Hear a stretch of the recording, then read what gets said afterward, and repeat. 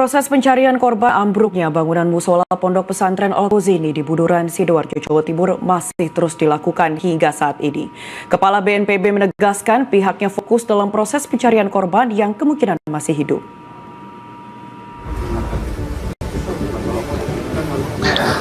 Beginilah kondisi proses evakuasi oleh tim gabungan yang terus dilakukan dalam mencari korban ambruknya bangunan musola Pondok Pesantren Al-Khozini yang ada di Kecamatan Baduran, Sidoarjo, Jawa Timur, Rabu pagi. Terlihat petugas saat ini bahu-membahu dalam membuka jalan untuk dapat menyelamatkan korban yang dimungkinkan masih hidup. Pihak pemerintah pusat melalui Kepala Badan Nasional Penanggulangan Bencana menegaskan hingga kini pihaknya bersama seluruh elemen fokus dalam proses pencarian korban.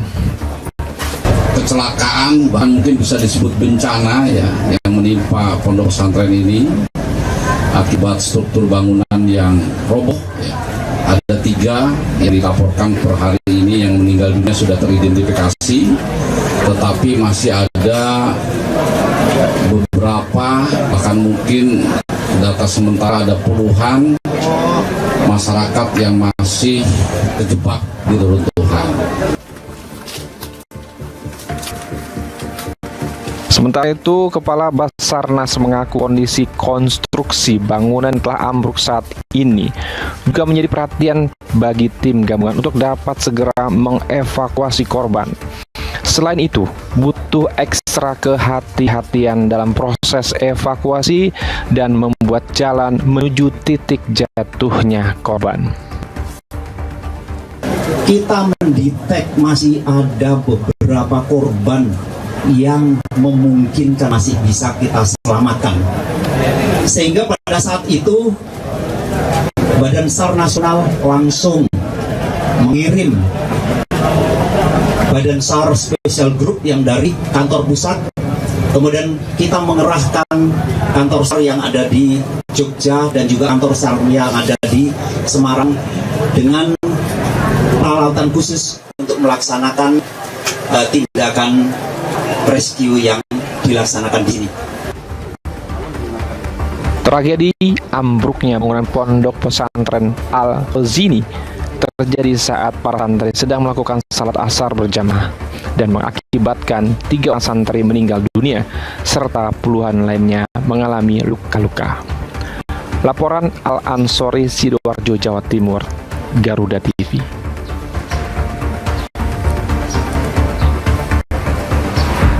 Ya, pemirsa, untuk mengetahui perkembangan evakuasi dan penanganan korban ambruknya bangunan Pondok Pesantren Al-Khozini, saat ini kami telah terhubung bersama dengan Bapak Arief Sunandar, Katinja Ops Kedaruratan BPBD Surabaya. Selamat petang, Pak Arief. Selamat petang. Pak Arief, langsung saja, sejauh ini bagaimana kemudian perkembangan evakuasi dan juga kondisi dari puluhan korban yang masih terjebak sampai dengan saat ini, Pak? Ya, baik, terima kasih. Seperti tadi disampaikan di awal bahwa memang kondisi ini luar biasa. 3 hari evakuasi, dan untuk update hari ini 3 korban ya dievakuasi, 2 selamat dan 1 meninggal dunia. Baik, sampai dengan sejauh ini informasi yang kami terima ada 4 korban meninggal dunia. Apakah memang ada update terbaru dan juga korban yang berhasil diselamatkan dalam kondisi selamat? Apakah ada jumlah terbaru juga, Pak? Ya, masih belum ada. Jadi kondisi masih tetap. Terakhir tadi evakuasi adik kita, alhamdulillah 1 selamat dan 2 selamat, 1 meninggal dunia. Memang luar biasa, medannya cukup sulit.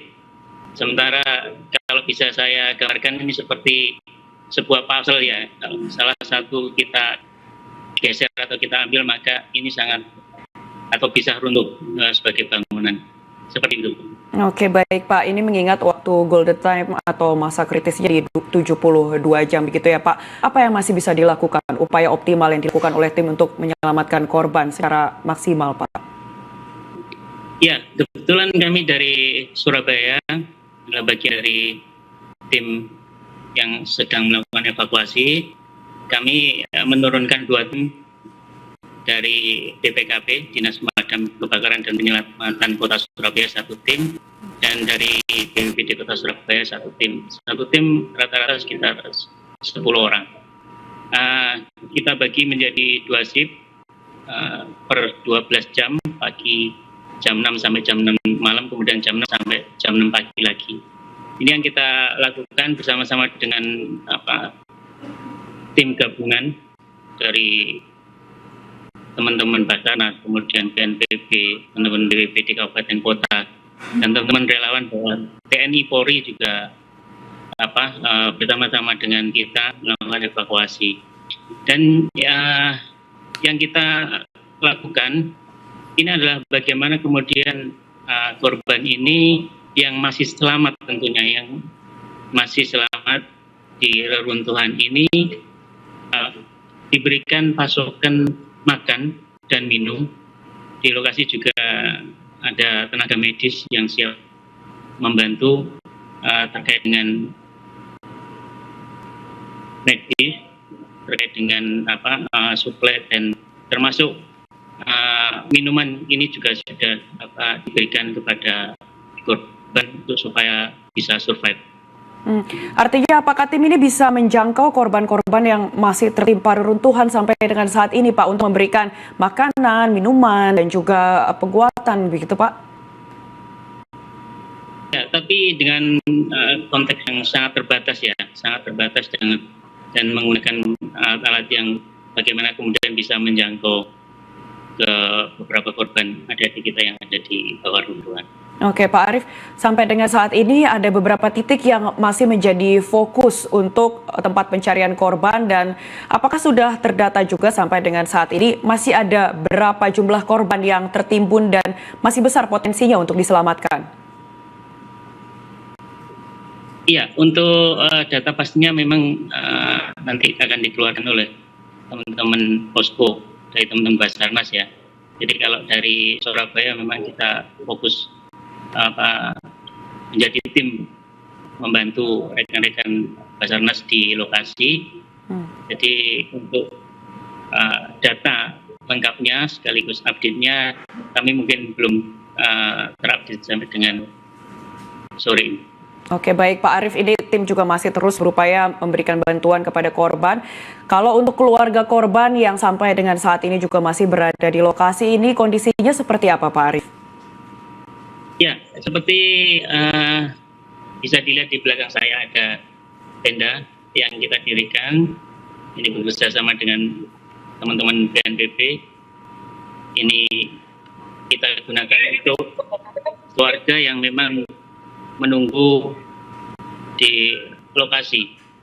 Jadi sudah beberapa hari ini mereka dengan sabar menunggu proses evakuasi, dan memang ini di ring 2 ya. Jadi di luar gedung atau lokasi evakuasi, dan kita berikan bantuan berupa tenda pengungsi yang nantinya untuk para keluarga yang menunggu.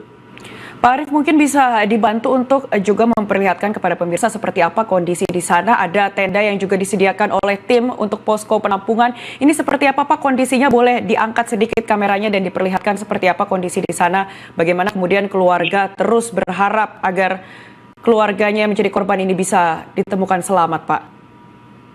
Ya, ini kalau yang di tenda yang satunya memang di tempat yang lain. Ini kami tadi barusan mendirikan tenda yang baru saja kita dirikan untuk penambahan tenda kita, ya. Jadi kondisinya memang baru saja berdiri yang ini.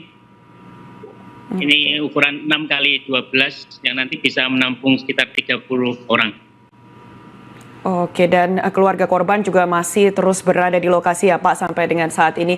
Pak Arief, ini reruntuhan bangunan ini terjadi karena kegagalan struktur. Bagaimana kemudian Atau seberapa besar resiko yang mungkin akan dihadapi oleh tim yang berjibaku untuk melakukan upaya evakuasi, Pak, sampai dengan saat ini?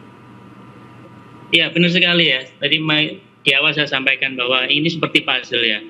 Jadi teman-teman yang evakuasi ini memang tugasnya harus betul-betul hati-hati, menggunakan beberapa teknik yang memang supaya tidak membahayakan lah, meminimalisir resiko petugas yang melakukan evakuasi. Seperti halnya menggunakan teknik pembuatan semacam galian di bawah korban sehingga tidak merubah struktur yang ada di atasnya. Kemudian korban bisa diselamatkan menggunakan galian atau terowong tersebut. Oke, baik. Terakhir Pak Arief, seberapa besar kemudian harapan korban-korban ini masih bisa ditemukan dalam kondisi selamat? Ya, kalau tadi kebetulan saya bertemu dengan beberapa keluarga yang berada di tenda, mereka menyampaikan ke kami, memohon memberikan support ke kami, bagaimana kemudian mereka sangat berharap anggota keluarganya bisa ditemukan. Tapi rata-rata mereka menyampaikan bahwa